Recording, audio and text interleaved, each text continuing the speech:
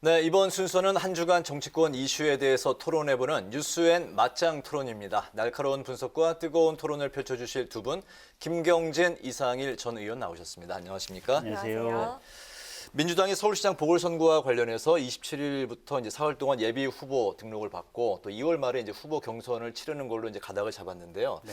현재 그 민주당은 이제 두 분으로 좀 압축되는 분위기잖아요. 예. 박영선 전 장관, 물론 아직 뭐 출사표를 던지진 않았습니다만, 네. 그리고 이제 우상호 의원. 이제 박 전 장관은 그 대중적인 인지도, 그리고 우상호 의원은 이제 조직력에서 앞선다 이렇게 평가를 받고 있는데 예. 두 분 어떻게 두 분의 경쟁력 그리고 어떻게 평가하십니까? 그러니까 이제 민주당도 사실은 국민의힘처럼 조금 더 많은 숫자가 나왔으면 사실은 더 좋았을 뻔했어요. 네. 이제 당내 경선이 좀 풍성하게 돌아가면 아무래도 좀 모양이 좋으니까. 근데 어쨌든 최종적으로 지금 박주민 의원 안 나오면서 두 분으로 지금 확정이 된 것 같고요.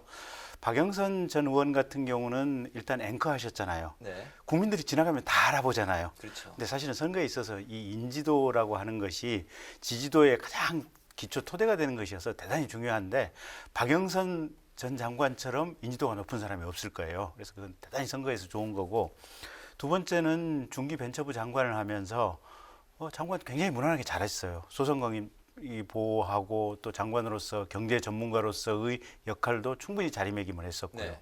그리고 그 이전에 국회의원 할 때는 사실은 재벌 저격수로서 이름을 날렸지 않습니까? 재벌들 박영선 의원한테 한번 걸리면 정말로 끝장나게 혼난다 이런 네. 이미지들이 있어서 경제 개혁에 대한 이미지도 있고, 이런 것들이 박영선 전 장관에 대해서 아마 이제 후보로서 지금 쌓아놓은 본인의 어떤 실력과 업적이다 이렇게 봐야 될 것 같고요. 네.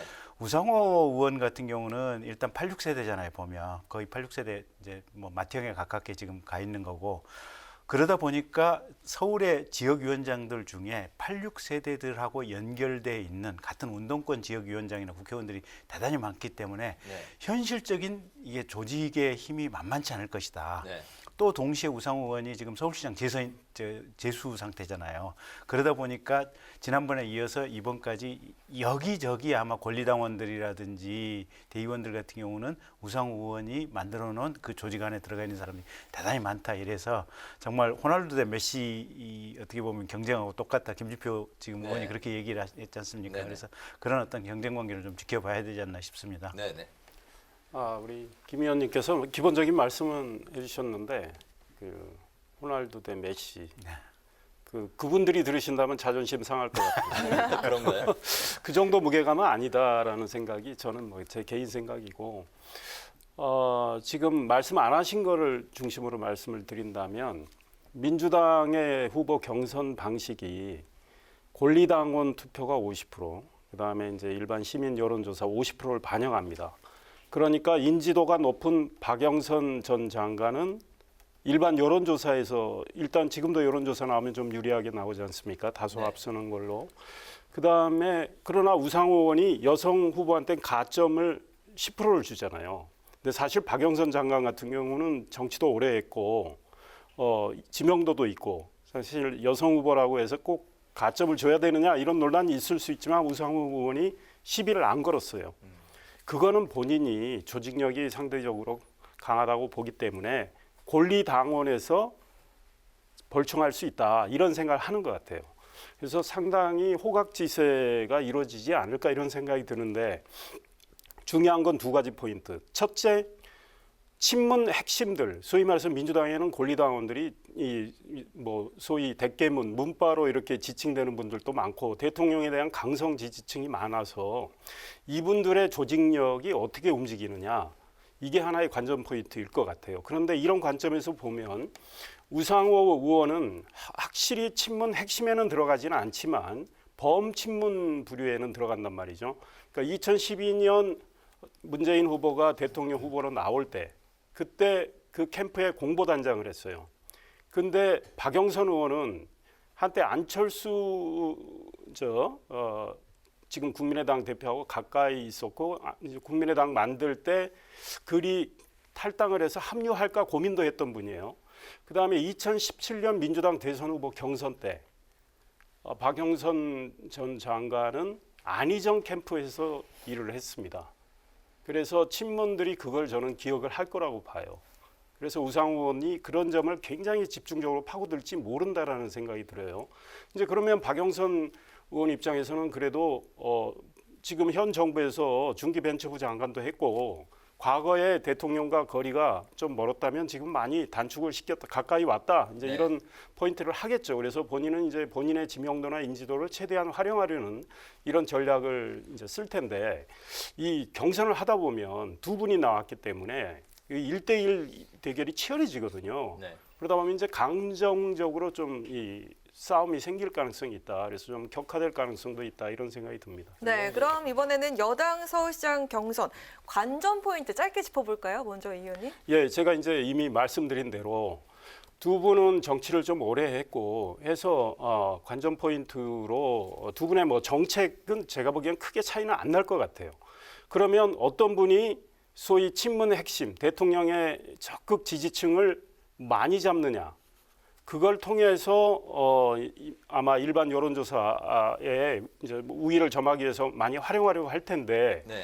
또 하나는 그래도 본선 경쟁력이 누가 있느냐, 이것도 저는 관전 포인트가 될 것 같아요. 예컨대 국민의힘에는 나경원, 오세훈 후보를 비롯해서 이제 여러분들이 있는데 1대1로 나경원 대 우상호 이렇게 막 붙일 거 아닙니까? 네. 이때 경쟁력이 어떻게 나오느냐, 여기에 또 안철수 국민의당 대표까지 넣어서 경쟁력이 어떻게 나오느냐, 그렇다면 경쟁력이 좀 높은 후보 쪽으로 좀 쏠릴 수도 있어요. 그러니까 이 설 전후로 해서 본인들이 어떻게 자기를 각인을 시키고 인지도를 올리고 조직력을 키우느냐, 이게 중요한 것 같고, 저는 제 입장에서 관전 포인트 또 다른 거 하나는요, 이번 서울시장, 부산시장 보궐선거가 왜 생겼느냐, 이거는 아마 서울시민, 부산시민들이 잊지 않을 거라고 봅니다. 그러면 박영선 전 장관이나 우상호 의원이 박원순 시장의 그 문제에 대해서, 네. 성추행 문제에 대해서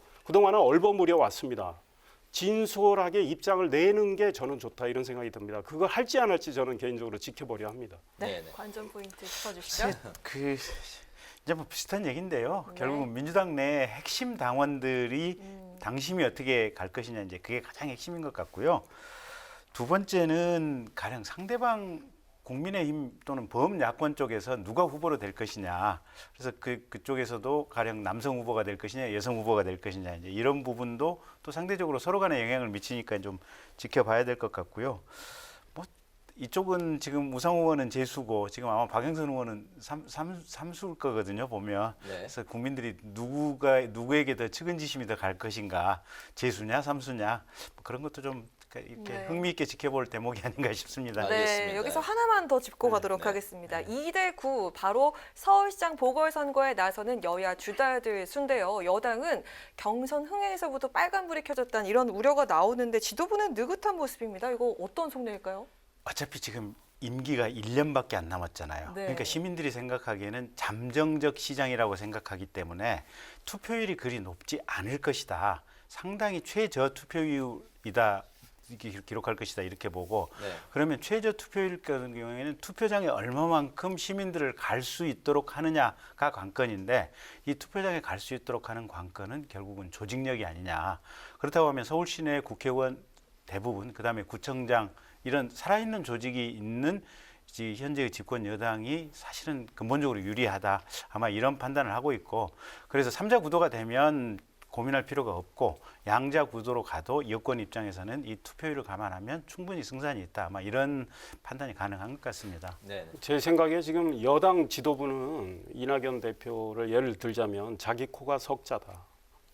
그래서 지금 뭐 부산도 가시고 여러 군데를 다니시잖아요. 본인이 지금 이재명 경기지사한테 많이 추월당한 상황이고, 본인은 지금 본인의 관심은 대권에 더 가 있단 말이죠. 그러니까 이제 본인의 어떤 지명도나 지지를 더 올리기 위한 쪽을 줄여가시는 것 같고요. 결국은 이 야권의 단일화 여부가 저는 굉장히 중요하다. 그러니까 아까 이제 투표율 말씀해 주셨지만 통상 투표율은 보수는 낮게 돼 있는데, 제가 이렇게 접한 분들 보면요, 지금 현 정부에 대해서 비판적인 시민들, 이번에 반드시 가서 심판하겠다는 분들이 굉장히 많습니다. 그래서 투표율이 의외로 높을 수도 있어요. 그런데 야권의 단일화가 안 된다고, 국민의힘 후보가 누가 나올 거 아닙니까? 그다음에 현재로서는 그다음에 안철수 국민의당 대표 일단은 각자 열차를 출발시켰단 말이죠. 그리고 3월 초가 될지 뭐 2월 말이 될지 모르지만 단일화 논의를 할 거 아닙니까? 네네. 근데 만약에 단일화가 성사가 된다면 아마 심판을 원하는 이 서울 시민들이 굉장히 투표장에 많이 갈 가능성이 있다. 그리고 서울에서 야권 후보가 단일화가 될 때 부산에도 영향을 줄 것 같아요. 그래서 단일화 여부를 좀 지켜봐야 되지 않나 이런 생각이 듭니다. 네. 현재 그 단일화를 두고 안철수 대표하고 이제 김종인 위원장하고 네. 계속 이제 삐걱거리면서 이제 감론을박이 네. 매일 이제 하나씩 나오고 있는데 이제 또 안철수 대표가 경선 결과 승복 서약을 하자 네. 제안을 하니까 네. 또 뭐 김 위원장이 단박에 또 예. 이제 거절을 하셨는데 김종인 비대위원장은 단일화 이제 방안을 3월에 뭐 논의할 수 있다 이제 이런 입장인데 그러면 두 분의 이런 감론을박은 네. 결국 이제 3월 초까지는 계속 뭐 그런 형태로 가는 건가요? 감론을박은 사실상 끝난 것 같아요.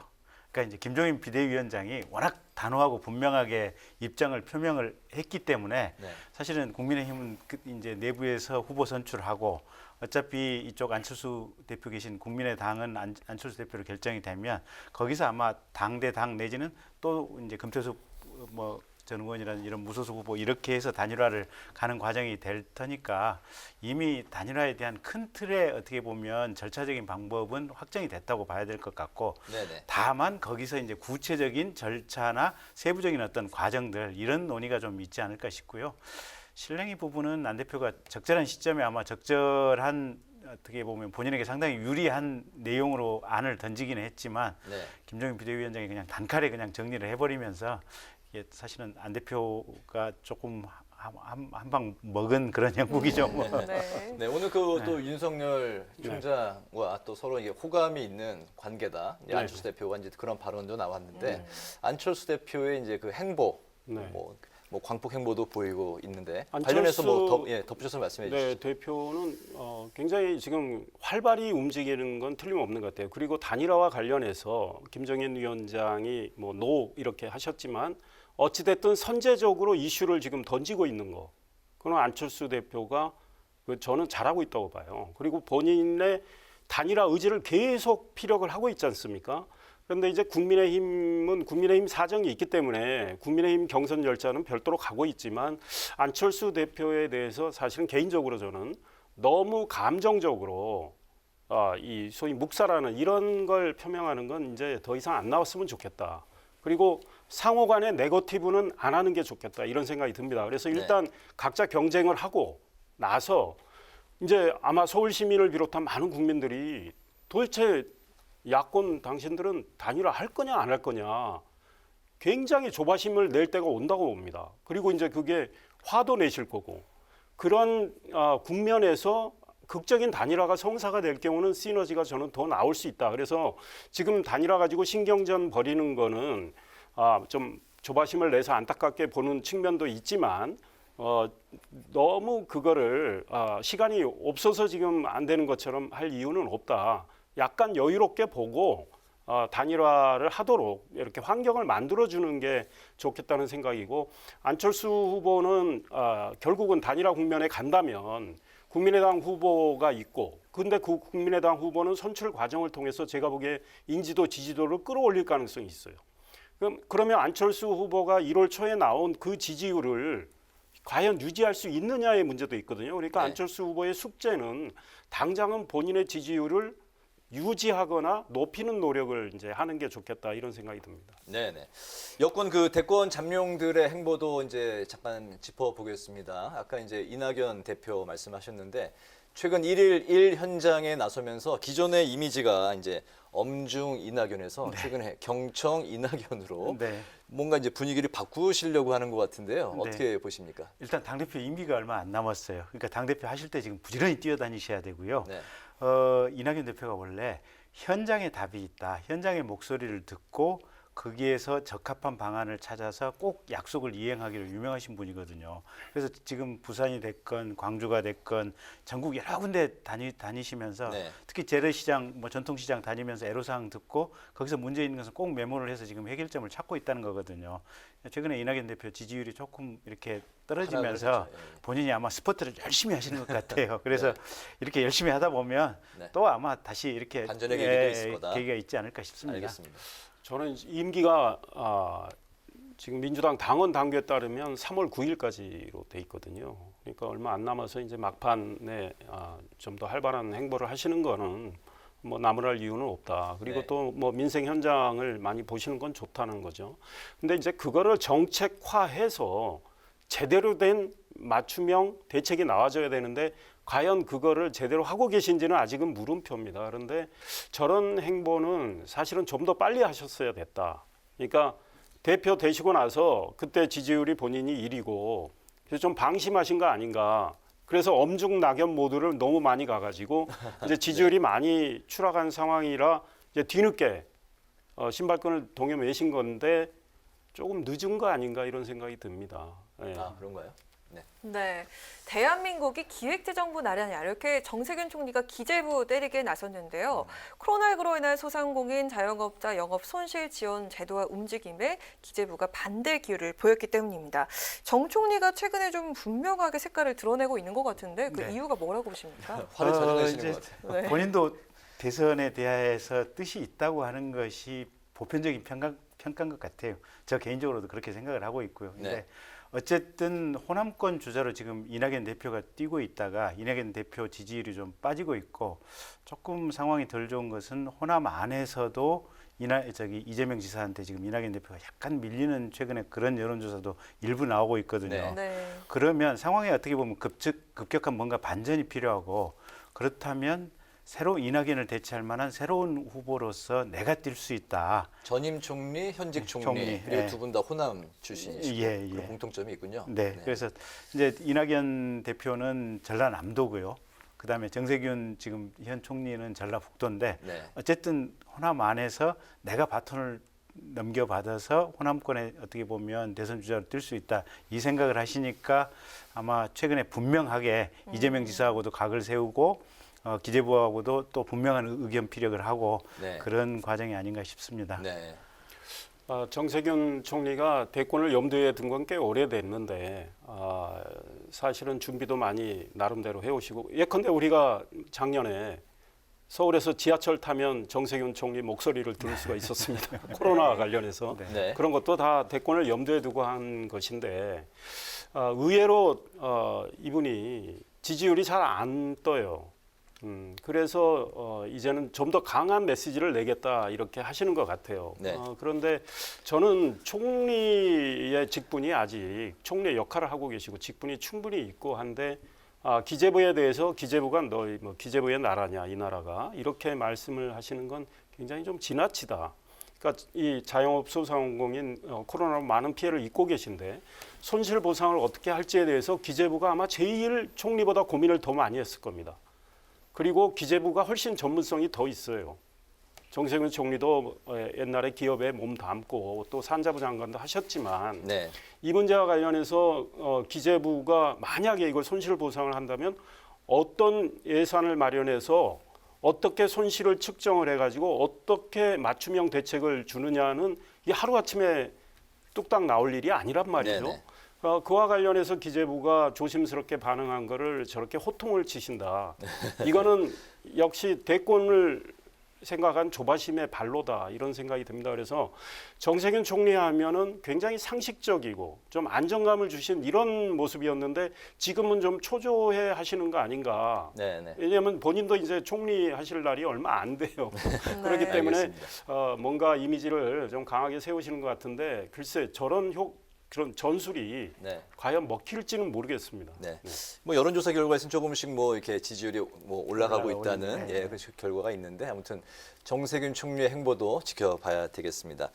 이제 그 공수처에 대해서 이제 다음 주제로 이제 좀 넘어가 볼까 하는데요. 문재인 대통령의 1호 공약이었죠. 공수처 출범. 그동안 이제 우여곡절 끝에 네.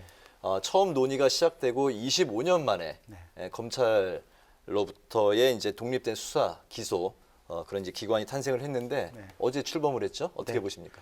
일단 사실은 이제 검찰이 검사들이나 검찰 수사관 자체 내부 비리에 대해서는 중이 제 머리를 여태까지도 못 깎았다라고 하는 것이 이제 중론이고요. 네. 거기에 대해서는 별 이론이 없는 것 같고요. 그다음에 이제 최근에는 이제 윤석열 총장이 나와서 정권 수사를 적극적으로 하면서 이제 현 정권하고 좀 부딪히는 면이 생기면서 그 국민들의 생각이 조금 달라지긴 했지만 예. 과거 25년 전에는 그리고 그 이후 또 상당 기간은 사실은 검찰도 정권 눈치를 너무 많이 봐가지고요. 정권에 반하는 수사를 거의 못했던 게 사실입니다. 그러다 보니까 정말로 살아있는 권력에 대해서 수사할 수 있는 기관이 필요하다. 이런 의미에서 이제 공수처 얘기가 자주 나왔거든요. 네네. 어쨌든 그런 연원 때문에 지금 공수처가 탄생을 했고 검사 25명으로 적은 인원이나마 출발을 했는데 새로 임명된 김진욱 공수처장이 대단히 좋은 식견과 철학을 가지고 아마 잘 운영을 할 것 같아요. 네. 그래서 우리가 국민 모두가 정파에 휘둘리지 않고 객관적으로 공정한 수사기관으로 갈 수 있도록 다들 좀 응원을 해주셨으면 좋겠습니다. 네. 저는 이 공수처 탄생 과정에서 입법에 많은 무리가 있었습니다. 여당이 법안을 패스트트랙에 태워서 밀어붙이고 그 법안을 처리를 하는 과정에서 법안을 더 개혁을 했습니다. 권력의 입김이 더 들어가는 쪽으로 개혁을 했고 검찰과 경찰이 사건을 인지해가지고 수사를 할 때 공수처에 그 사건을 알려줘야 돼요. 그리고 공수처가 이첩 요구하면 바로 그리 공수처로 보내야 되는 이런 것들이 추가로 들어갔죠. 그 다음에 또 공수처법을 또 개정을 했지 않습니까? 그러면서 공수처 검사들 자격 요건도 다 완화했습니다. 그래서 야당 입장에서는 공수처가 정말 민변의 젊은 변호사들도 채워지는 거 아니냐. 말로는 살아있는 권력 범죄도 공수처가 수사한다지만 실제로는 그렇게 안 하고 야당 탄압하는 도구가 되는 거 아니냐 이런 걱정을 하고 있고요. 민변에서는 이제 자격이 이제 7년 정도 이상의 이제 뭐 원래요? 법조계에 이제 경력이 있어야 된다는 그 조건에서 뭐 자격이 있는 사람이 별로 없다는 이야기도 있던데. 지금 자격이요. 그러니까 변호사 옛날에는 10년이었습니다. 원래 통과된 법은. 네. 그런데 거기에 뭐가 들어가 있었냐면 5년 이상의 수사와 조사 분야에서 근무한 경력이 있어야 돼요. 근데 이번에 다시 법을 개정했을 때 그걸 7년으로 낮췄고 네. 조사 수사 경력을 그 제한을 철폐를 했습니다. 그러니까 전혀 범죄 수사한 경험이 없는 변호사도 7년 이상 변호사하면 검사가 될 수 있어요. 지금 이렇게 굉장히 저는 이 법이 개약이 됐다. 과연 수사를 제대로 할 수 있을 거라는 측면에서도 문제가 많다. 그다음에 이제 우리가 헌법재판소의 이 공수처 법안에 대해서 공수처가 과연 우리 헌법에 맞는 기관인가 이 문제 제기를 한 게 있지 않습니까? 헌법재판소가 아직 판단을 정말 안 해주고 있는데 네. 이거 판단 꼭 빨리 내려주길 바라고요. 이왕 일단 출범을 했으니까 공수처가 정치적으로 중립을 지키고 수사의 독립성을 유지하면서 제대로 된 수사를 해야 된다. 저는 사실은 윤석열 검찰총장 같은 그런 수사를 공수처가 한다면 박수를 보내겠어요. 살아있는 권력에 대해서 어떤 문제가 발생하더라도 제대로 수사한다면. 그런데 과연 그렇게 할지 안 할지는 이제 지켜봐야 되는데 공수처장이 그런 일단 의지는 말로는 표명했습니다. 그래서 지켜볼 텐데요. 중요한 거는 차장을 어떤 분을 하느냐 네. 이게 저는 관심일 것 어떤 같아요. 분이 될까요? 그러니까 차장을 이미 공수처장 김진욱 처장이 여러 분을 해서 좀 대통령께 청구를 하겠다. 근데 추천권은 처장한테 있거든요. 네. 우리 야당 입장에서는 본인이 보기에 가장 적합한 분, 본인은 뭐라고 그랬냐면 공수처장이 사명감을 최우선으로 보겠다. 네. 그 사명감이라면 정치적 중립과 수사의 독립. 저는 이거라고 봅니다. 그리고 살아있는 권력의 범죄도 눈치 보지 않고 수사를 하겠다는 이런 의지라고 봅니다. 네네. 그에 적합한 분을 만약에 한 분을 딱 추천한다면 김진욱 처장이 제대로 하려고 하는구나 이렇게 읽을 수가 있는데 여러분을 해서 소위 말해서 조합을 뭐 야권이 환영할 만한 분, 또 여당이 박수 칠 만한 분 해서 조합을 해서 대통령이 선택해 주세요. 이거는 아니라고 생각합니다. 네, 이미 뭐 염두에 두고 있는 사람이 있다고 예. 공수처장이 뭐 이야기를 했는데요. 근데 제가 볼 때는 청문회장에서 우리가 이제 장관 후보자든지 고위공직 후보자들을 보면 그렇게 강단 있게 얘기하는 사람이 많지가 않거든요. 네. 근데 김진욱 후보자 청문회 과정에서 보면 상당히 본인의 소신과 철학이 분명한 것 같더라고요. 그래서 차장 추천하는데도 제가 볼 때는 크게 무리 있게 추천할 것은 아니다. 제가 볼 때는 적절하게 잘 할 것이다. 이렇게 예상을 하고 네. 있습니다. 네. 그렇다면 이제 마지막 질문 시간 관계상 네. 짧게 뭐 한 1분씩만 네. 부탁을 드리겠습니다. 다들 또 이제 관심이 많이 가는 부분이 그렇다면 이 공수처의 수사 1호 대상은 어디로 향할 것이냐인데요. 아, 그 얘기를 절대 하면 안 돼요. 하면 안 됩니까? 왜냐하면 네. 공수처 1호 대상이 이렇게 돼야 된다 또는 이 사건이어야 된다라고 특히 정파에서 얘기를 하면 네. 이게 공수처의 정치적 중립성 자체를 해치는 얘기예요. 보면 네. 철저하게 자체적으로 분석해서 철저하게 우리 사회에 의미가 있는 사건을 스스로 판단해서 이게 1호 사건을 결정을 해야지 우리가 이런 사건으로 예상한다 이런 사건이 됐습니다 이렇게 말을 하는 순간 공수처는 사실은 정치적으로 이미지가 오염이 되는 것이기 때문에 네. 절대로 그 얘기는 안 했습니다. 이상일 그래서 의원님. 저는 우리 김경진 의원님 말씀에 이제 원론적으로 동의를 합니다. 그런데 이제 저희들이 생각할 수 있는 건 지금 결국 공수처가 뭡니까? 고위공직자 범죄에 대한 수사를 한단 말이죠. 그렇다면 지금 현 정부에 많은 문제들이 있습니다. 그래서 그분들 그리고 누가 봐도 무게가 있는 분의 범죄 혐의 이런 걸 수사를 과연 한다면 공수처가 제대로 할 의지가 있구나 읽을 수가 있거든요. 네. 그런 면에서 저는 서울중앙지검장 이성윤 이런 분들에 대한 문제 지금 많이 나오고 있지 않습니까? 이런 건 해야 된다 이런 생각입니다. 네. 바로 누구를 지목하면 안 된다고 하시면 바로 지목을 근데 하셨습니다. 실제로는 알기도 어려울 거예요. 왜냐하면 네. 조국 장관이 그때 이제 검찰에 대해서 수사 내용 피의사실 공표하지 마라 그랬고 네네. 사건을 아마 서너 사건은 동시에 할 거기 때문에 아마 모르게 될 확률이 큽니다. 알겠습니다. 오늘 맞짱 토론은 서울시장 보궐선거 그리고 공수처와 관련해서 두 분과 함께 이야기를 나눠봤습니다. 지금까지 김경진, 이상일 전 의원과 함께했습니다. 오늘 두 분 말씀 고맙습니다. 고맙습니다.